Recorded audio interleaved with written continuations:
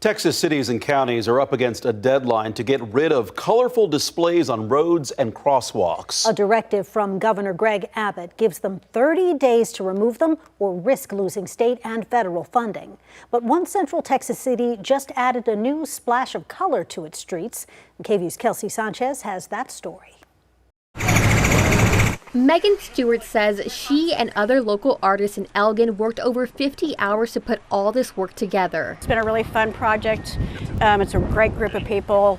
Most of us were friends or have become friends over the weekend. A lot of laughing, a lot of joy. We also had a large group of volunteers that came down and just helped out. The Crosswalk of Unity project celebrates what the city calls its unique spirit and pedestrian safety. The vibrant colors displayed near Veterans Memorial Park.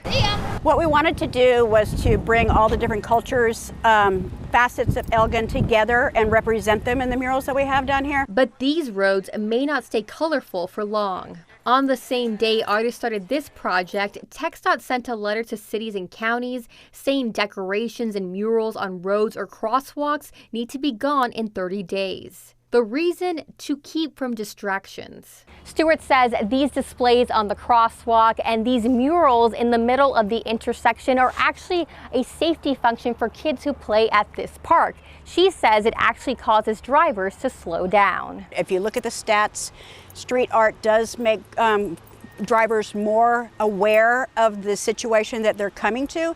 And with the signage and the blinking lights that we're going to have, I think it's going to be a much safer place for the kids to cross the street down here.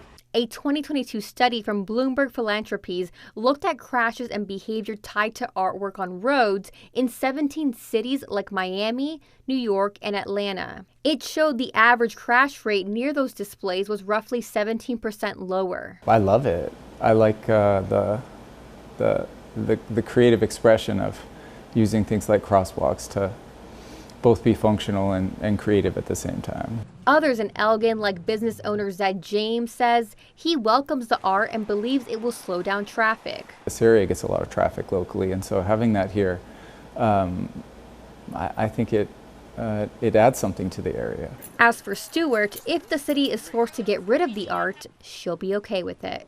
A lot of art is very temporary, and I will look at it that way and be joyful that we had it for as long as we did.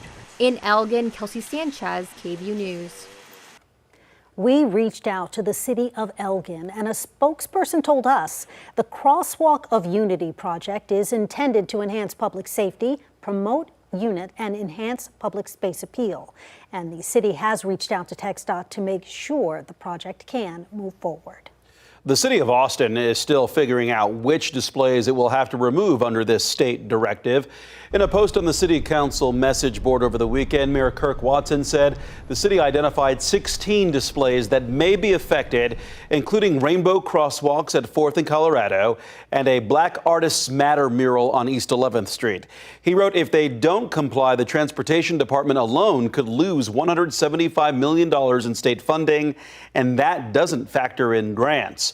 If that art is removed, Mayor Watson suggested putting up other displays on city-owned property instead, like painting sidewalks or hanging banners on utility poles in those areas.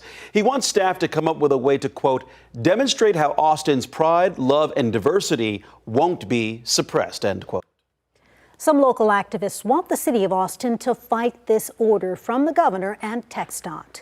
Bridget Bandit, a local LGBTQ plus advocate, started a petition online pushing the city to preserve the rainbow crosswalks and the Black Artists Matter mural and fight the state's efforts to remove or alter them. Right now, that petition has about 2,600 signatures. A local photographer captured these photos last night of people gathering at the rainbow crosswalks. And during that event, he says someone came up and threw red paint on the crosswalks. AFD crews cleaned that paint off shortly afterwards. And an AFD spokesperson told us they're honored to respond to the needs of our community whenever and wherever they arise. The city has not yet said when the displays could be removed.